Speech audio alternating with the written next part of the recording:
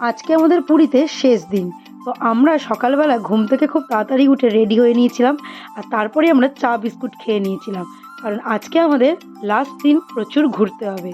তো আমরা ঠিক করেছিলাম আমরা আজকে যাব মন্দিরে। তো সকাল সকাল আমরা সবাই রেডি হয়ে বেরিয়ে পড়েছি। আর আমাদের হোটেলের সামনে থেকেই পাওয়া যাচ্ছিল টোটো। সেইখান থেকে আমরা এখানেই অটো কাম টোটোতে উঠে গেছি এবং আমরা সবাই মিলে বেরিয়ে পড়েছি। আর ওয়েদারটা ছিল দারুণ সুন্দর। কারণ আমরা গেছিলাম মে মাসের প্রচণ্ড গরমে, অথচ আমাদের একটুও গরম হয়নি, কষ্ট হয়নি। কারণ ওয়েদারটা দারুণ রকম ছিল। ভ্যাপসা ওয়েদারের পরিবর্তে ওয়েদার কিন্তু ছিল মনোরম। ভগবানের আশীর্বাদ আমাদের ওপরে ছিল, এটা মানতেই হবে। তার একটা ছোট্ট উদাহরণ তোমাদেরকে দিই। কারণ আমরা গেছিলাম মে মাসের ভ্যাপসা গরমে, কিন্তু সেই সময় আমরা গেছিলাম নন এসি কম্পার্টমেন্টে। কিন্তু তারপরেও আমরা যেদিন গেছিলাম যে রাতে, সেই রাতে কিন্তু প্রচণ্ড বৃষ্টি হয়েছিল এবং আমাদের কিন্তু রীতিমতো চাদর গায়ে দিয়ে ঘুমাতে হয়েছিল। তাহলে বলো, তারপরে আমরা যেদিন যেদিন মন্দিরে গেছিলাম বা প্রচুর পরিমাণে ঘুরেছি, সেদিন সেদিন কিন্তু হালকা হালকা বৃষ্টি ছিল, মানে ওয়েদারটা ছিল দারুণ সুন্দর। আর যেদিন আমরা সাইট সিন করেছিলাম, সেদিন ছিল কিন্তু দারুণ ঝলমলে রোদ। তাই মানতেই হবে, জগন্নাথ দেবের আশীর্বাদ কিন্তু আমাদের সকলের ওপর ছিল। আমরা কিন্তু টোটো থেকে নেমে গেছি, কারণ আমাদের অনেকটা আগে নামিয়ে দিয়েছে। সামনে অনেকটা ভিড় বা কোনো কারণে আমাদের আগে নামিয়ে দিয়েছে। তো মন্দিরটা দেখা যাচ্ছে, খুব বেশি দূরে যদিও না। টোটো কাম অটো বা অটো কাম টোটো যাই বলো না কেন, তার ভিতরে যখন আমরা ছিলাম তখন কিন্তু ভালোই বৃষ্টি হয়েছে, সেটা রাস্তাটা দেখে কিন্তু বোঝা যাচ্ছে।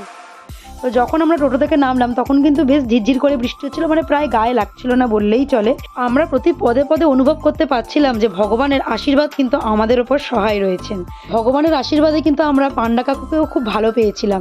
তো এখানে আমাদের বাইরেই ফোনটাকে জমা রেখে যেতে হয়েছিল, কারণ এবারে মন্দিরের ভেতরে ঢোকার পালা। মন্দিরের ভেতরে ফোন নিয়ে অ্যালাউ নেই, তোমরা হয়তো সবাই জানো। আর এখান থেকে দেখো ভগবানের অলরেডি দর্শন পাওয়া যাচ্ছেন। তো এটা হচ্ছে সিংহদুয়ার ছিল। দেখো দেখতে দেখতে পুরো মেঘটা কালো হয়ে গিয়েছিল, ওই দূরে দেখা যাচ্ছে ধ্বজা। তো যাই হোক, আমরা যখন মন্দিরের ভেতর ঢুকেছিলাম তখন তো পুরো অন্ধকার হয়ে গেছিলো, বৃষ্টি হয়েছিল। যেই বেরিয়েছি দেখো আবার ঝলমলে রোদ, মানে প্রতি পদে পদে কিন্তু আমরা ফিল করতে পারছিলাম। তো যাই হোক, এবার আমরা এখান থেকে বেরিয়ে যাব, কারণ বলেছি এটা আমাদের লাস্ট দিন। এখান থেকে বেরিয়ে কিন্তু আমরা আবার যাব সমুদ্র সৈকতে। তো চলো, এখান থেকে বেরিয়ে আমাদের প্রচণ্ড খিদে পেয়েছিল। তো এখানে এসে আগে আমরা খেয়ে নিয়েছিলাম, তারপরেই আমরা চলে এসেছিলাম সমুদ্র সৈকতে। কারণ আজকে লাস্ট দিন, যা করার আজকে আমাদের করে নিতে হবে। আজকের কিন্তু রাতেই আমাদের ট্রেন ছিল। এইখান থেকে ফিরে রাজা আর পূজা এরা কিন্তু দুজনে খেয়েছিল না, আমাদের খিদে পেয়েছিল, আমরা বাকিরা খেয়ে নিয়েছিলাম। সমুদ্রে স্নান করার পরে ওদের কিন্তু দারুণ জোরে খিদে পেয়েছে, তো ওরা চলে এসছে এখানে খেতে।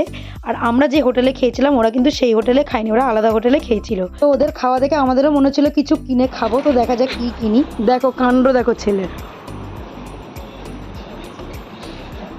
কোনো জিনিসের ওপর বিশ্বাস নেই, মানুষের ওপর এর কোনো বিশ্বাস নেই। এখানে নিয়ে নিয়েছি পুরীর ফেমাস সোয়াবিন। দেখি দেখি তুমি কোন টিকটিকির গুটা নিলে? এই যে টিকটিক। টিকটিকির গু খাবে দেখেই মনে হচ্ছে। মাছটা বিক্রি আমি। এখানে কিন্তু প্রচুর বাচ্চা কাচ্চা, দেখো চারিদিকে কিউট কিউট বাচ্চা।